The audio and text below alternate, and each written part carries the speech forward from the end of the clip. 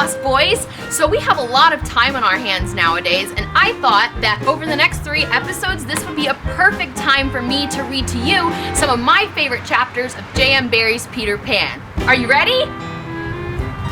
Let's go! Chapter 3. Come away, come away. For a moment after Mr. and Mrs. Darling left the house, the nightlights by the beds of the 3 children continued to burn clearly. They were awfully nice little nightlights, and one cannot help wishing that they could have kept awake to see Peter. But Wendy's light blinked and gave such a yawn that the other 2 yawned also, and before they could close their mouths, all 3 went out. There was another light in the room now, 1,000 times brighter than the nightlights, and in the time we have taken to say this, it had been in all the drawers in the nursery, looking for Peter's shadow, rummaged through the wardrobe, and turned every pocket inside out. It was not really a light.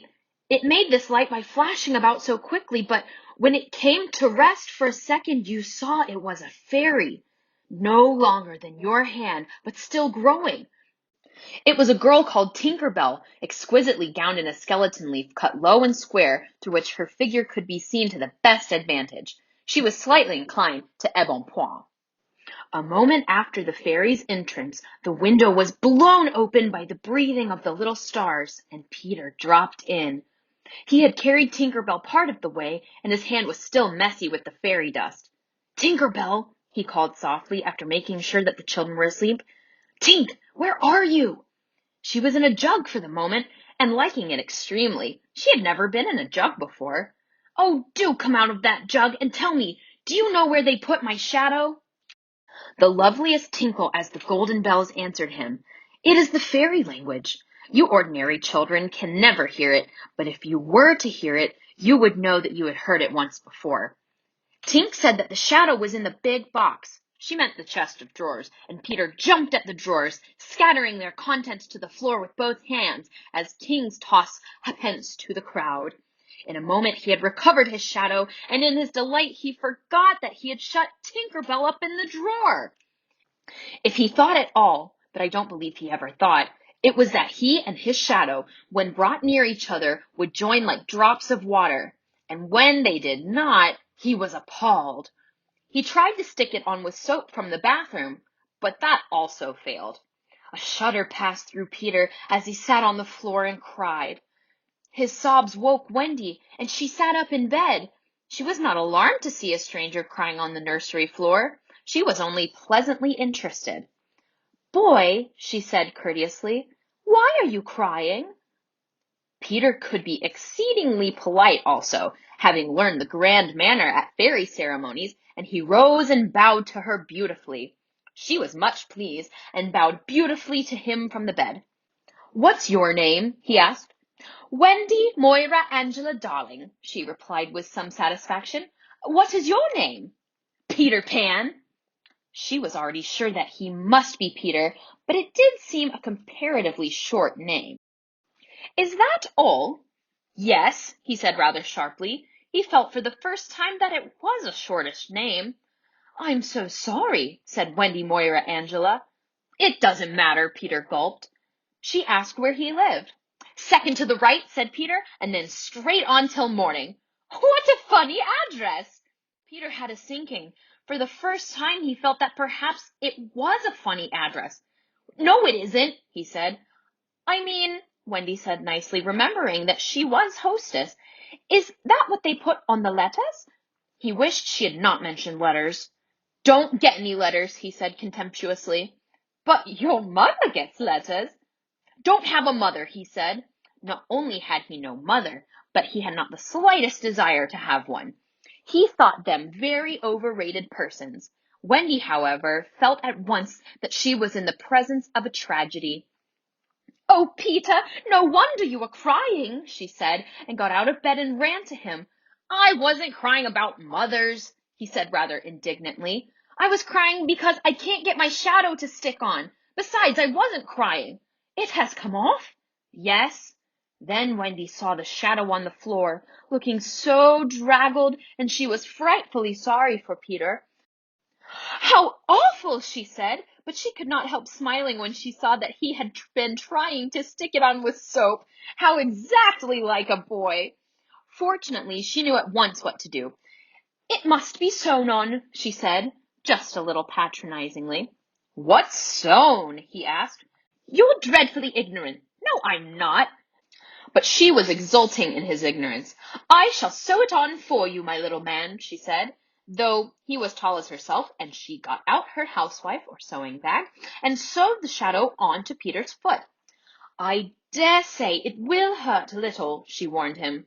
Oh, I shan't cry, said Peter, who was already of the opinion that he had never cried in his life. And he clenched his teeth and did not cry, and soon his shadow was behaving properly, though still a little creased. Perhaps I should have ironed it, Wendy said thoughtfully. But Peter, boy-like, was indifferent to appearances, and he was now jumping about in the wildest glee. Alas, he had already forgotten that he owed his bliss to Wendy. He thought he had attached the shadow himself. How clever I am, he crowed rapturously. Oh, the cleverness of me! It is humiliating to have to confess that this conceit of Peter was one of his most fascinating qualities. To put it with brutal frankness, there was never a cockier boy. But for the moment, Wendy was shocked. You conceit, she exclaimed with frightful sarcasm. Of course, I did nothing. You did a little, Peter said carelessly, and continued to dance. A little, she replied with hauteur. If I am no use, I can at least withdraw. And she sprang in the most dignified way into bed and covered her face with the blankets. To induce her to look up, he pretended to be going away, and when this failed, he sat on the end of the bed and tapped her gently with his foot. Wendy, he said, don't withdraw. I can't help crowing, Wendy, when I'm pleased with myself. Still she would not look up, though she was listening eagerly. Wendy, he continued, in a voice that no woman has ever yet been able to resist. Wendy, one girl is more use than 20 boys. Now Wendy was every inch a woman, though it were not very many inches, and she peeped out of the bedclothes. Do you really think so, Peter? Yes, I do. I think it's perfectly sweet of you, she declared, and I'll get up again. And she sat with him on the side of the bed. She also said that she would give him a kiss if he liked, but Peter did not know what she meant and held his hand out expectantly. Surely you know what a kiss is, she asked, aghast. I shall know when you give it to me, he replied stiffly, and not to hurt his feelings, she gave him a thimble. Now, he said, shall I give you a kiss? And she replied with a slight primness, if you please. She made herself rather cheap by inclining her face toward him, but he merely dropped an acorn button into her hand. So she slowly returned her face to where it had been before, and said nicely that she would wear his kiss on the chain around her neck. It was lucky that she did put it on that chain, for it was afterwards to save her life. When people in our set are introduced, it is customary for them to ask each other's age, and so Wendy, who always liked to do the correct thing, asked Peter how old he was. It was not a really happy question to ask him. It was like an examination paper that asked grammar, when what you wanted to be asked was Kings of England. I don't know, he replied uneasily, but I am quite young. He really knew nothing about it. He merely had suspicions, but he said at a venture, Wendy, I ran away the day I was born. Wendy was quite surprised, but interested, and she indicated in the charming drawing-room manner by a touch on her nightgown that he could sit nearer to her. It was because I heard father and mother, he explained in a low voice, talking about what I was to be when I became a man. He was extraordinarily agitated now.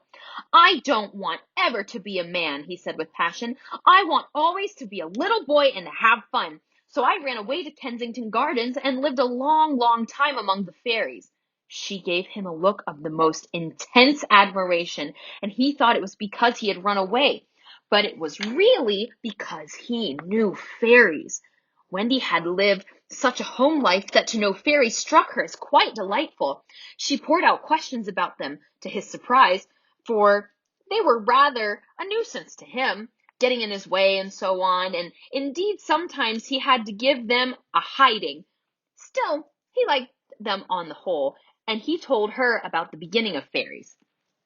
You see, Wendy, when the first baby laughed for the first time, its laugh broke into 1,000 pieces and they all went skipping about. And that was the beginning of fairies. Tedious talk, this, but being a stay-at-home, she liked it. And so, he went on good-naturedly, there ought to be one fairy for every boy and girl. Ought to be, isn't there? No.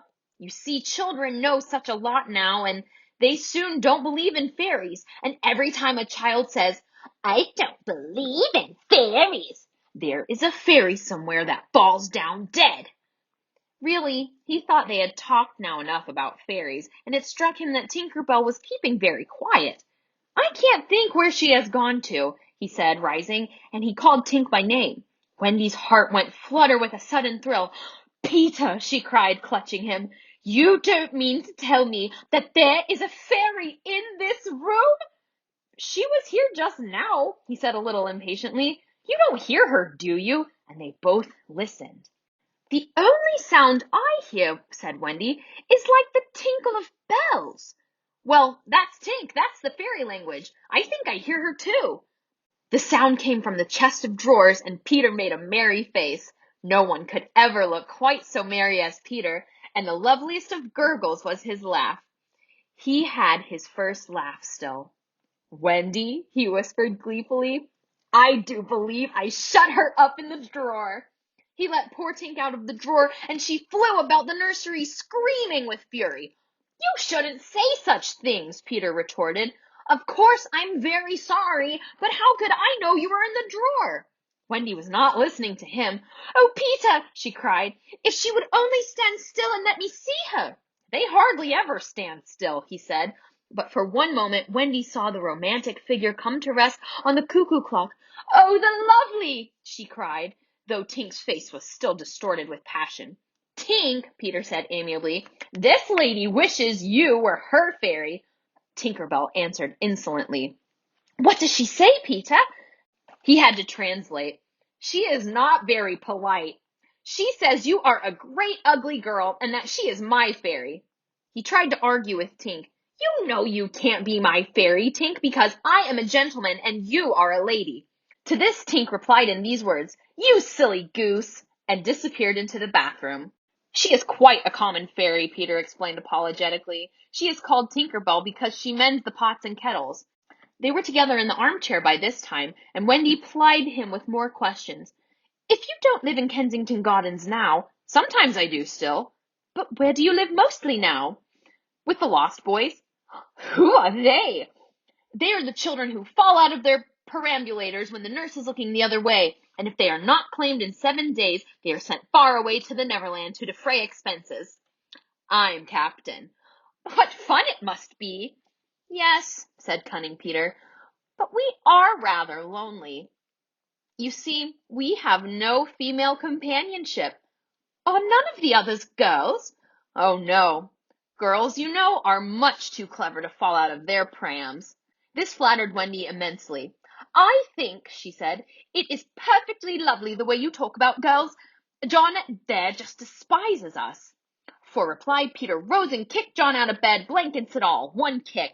This seemed to Wendy rather forward for a first meeting, and she told him with spirit that he was not captain in her house. However, John continued to sleep so placidly on the floor that she allowed him to remain there. And I know you meant to be kind, she said, relenting, so you may give me a kiss. For the moment she had forgotten his ignorance about kisses. I thought you would want it back, he said a little bitterly, and offered to return her thimble. Oh dear, said the nice Wendy, I don't mean kiss, I mean a thimble. What's that? It's like this. She kissed him. Funny, said Peter gravely. Now, shall I give you a thimble? If you wish to, said Wendy, keeping her head erect this time. Peter thimbled her, and almost immediately she screeched. What is it, Wendy? It was exactly as if someone were pulling my hair. That must have been Tink. I never knew her to be so naughty before. And indeed, Tink was darting about again, using offensive language. She says she will do that to you, Wendy, every time I give you a thimble.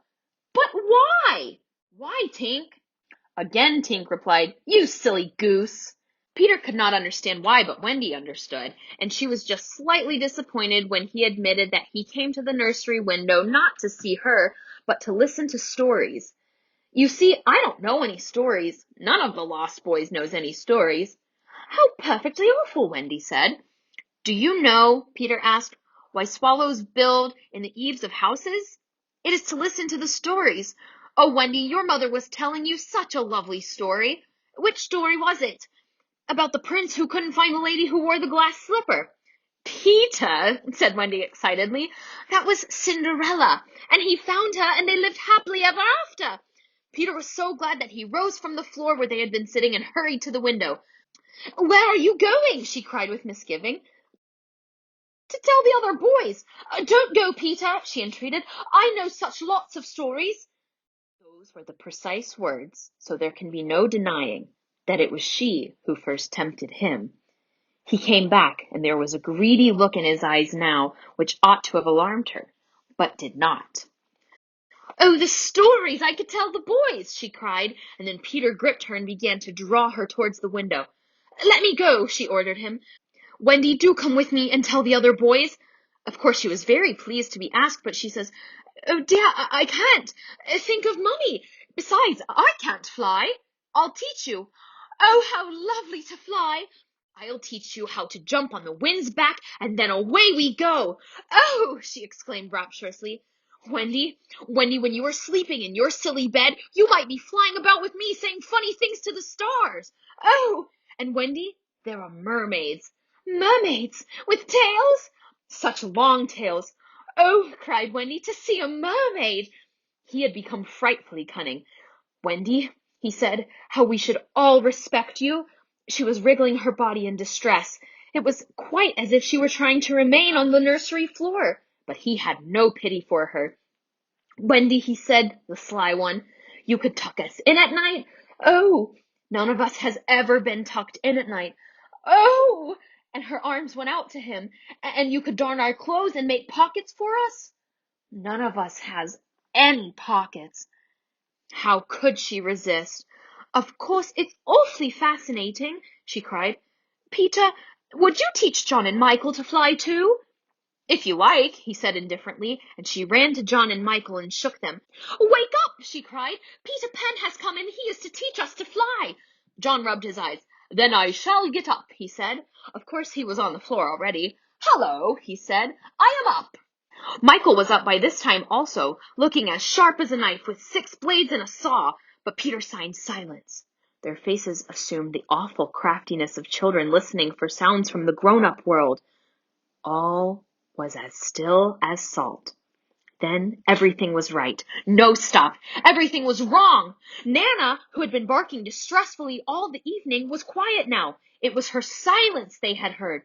Out with the light! Hide! Quick! Cried John, taking command for the only time throughout the whole adventure. And thus when Liza entered holding Nana, the nursery window seemed quite its old self, very dark, and you would have sworn you heard its 3 wicked inmates breathing angelically as they slept. They were all really doing it artfully from behind the window curtains. Liza was in a bad temper, for she was mixing the Christmas puddings in the kitchen and had been drawn from them, with a raisin still on her cheek, by Nana's absurd suspicions. She thought the best way of getting a little quiet was to take Nana to the nursery for a moment, but in custody, of course. There, you suspicious brute, she said, not sorry that Nana was in disgrace. They are perfectly safe, aren't they? Every one of the little angels sound asleep in the bed. Listen to their gentle breathing. Here, Michael, encouraged by his success, breathed so loudly that they were nearly detected. Nana knew that kind of breathing, and she tried to drag herself out of Liza's clutches. But Liza was dense. No more of it, Nana, she said sternly, pulling her out of the room. I warn you, if you bark again, I shall go straight for Master and Mrs. and bring them home from the party, and then, oh, won't Master whip you just! She tied the unhappy dog up again. But do you think Nana ceased to bark? Bring Master and Mrs. home from the party? Why, that was just what she wanted. Do you think she cared whether she was whipped so long as her charges were safe? Unfortunately, Liza returned to her puddings, and Nana, seeing that no help would come from her, strained and strained at the chain until at last she broke it. In another moment she had burst into the dining room of 27 and flung up her paws to heaven, her most expressive way of making a communication. Mr. and Mrs. Darling knew at once that something terrible was happening in their nursery, and without goodbye to their hostess, they rushed into the street. But it was now 10 minutes since 3 scoundrels had been breathing behind the curtains, and Peter Pan can do a great deal in 10 minutes.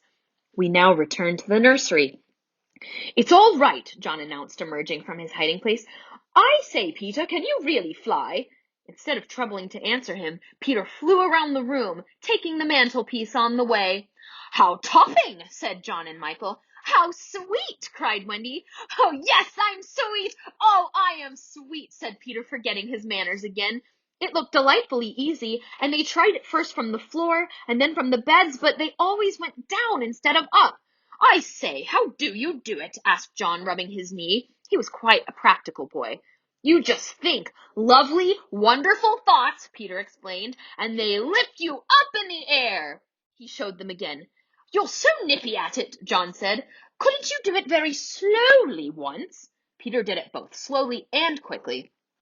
"I've got it now, Wendy," cried John, but he soon found he had not. Not one of them could fly an inch, though even Michael was in words of 2 syllables, and Peter did not know A from Z. Of course, Peter had been trifling with them, for no one can fly unless the fairy dust has been blown on him. Fortunately, as we have mentioned, one of his hands was messy with it, and he blew some on each of them, with the most superb results. "Now, just wiggle your shoulders this way," he said, "and let go!" They were all on their beds, and gallant Michael let go first. He did not quite mean to let go, but he did it, and immediately he was borne across the room. "I flew!" he screamed while still in midair. John let go and met Wendy near the bathroom. "Oh, lovely! Oh, ripping! Look at me! Look at me! Look at me!" They were not nearly so elegant as Peter, but they could not help kicking a little, but their heads were bobbing against the ceiling, and there was almost nothing so delicious as that. Peter gave Wendy a hand first, but had to desist. Tink was so indignant. Up and down they went, and round and round. Heavenly was Wendy's word. "I say," cried John, "why shouldn't we all go out?" Of course, it was to this that Peter had been luring them. Michael was ready. He wanted to see how long it took him to do 1,000,000,000 miles. But Wendy hesitated. "Mermaids," said Peter again. "Oh, and there are pirates." "Pirates!" cried John, seizing his Sunday hat. "Let's go at once." It was just at this moment that Mr. and Mrs. Darling hurried with Nana out of 27. They ran into the middle of the street to look up at the nursery window, and yes, it was still shut, but the room was ablaze with light. And most heart-gripping sight of all, they could see in shadow, on the curtain, 3 little figures in night attire circling round and round, not on the floor, but in the air. Not 3 figures, 4! In a tremble they opened the street door. Mr. Darling would have rushed upstairs, but Mrs. Darling signed to him to go softly. She even tried to make her heart go softly. Will they reach the nursery in time? If so, how delightful for them, and we shall all breathe a sigh of relief. But there will be no story. On the other hand, if they are not in time, I solemnly promise that it will all come right in the end. They would have reached the nursery in time had it not been that the little stars were watching them.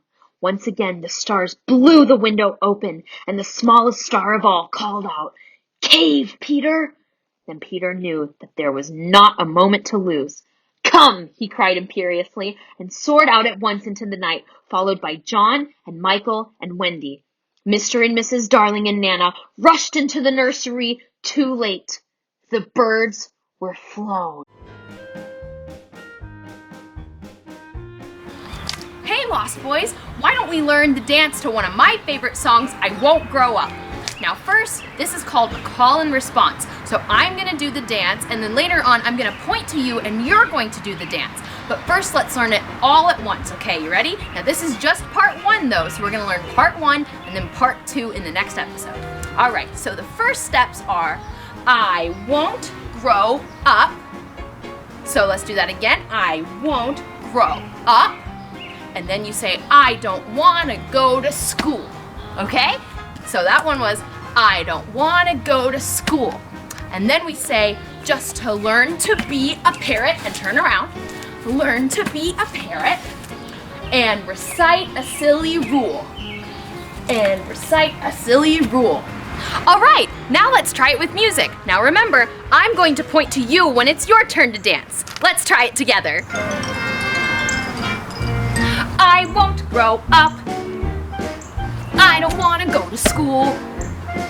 Just to learn to be a parrot and recite a silly rule. How'd you do? I think it looked pretty good. Now don't forget, if you have questions about any dance move that we just did, you can always rewind it and watch it again. So tune in next time for part 2. I'm Peter Pan, and you're watching Storytime in Neverland.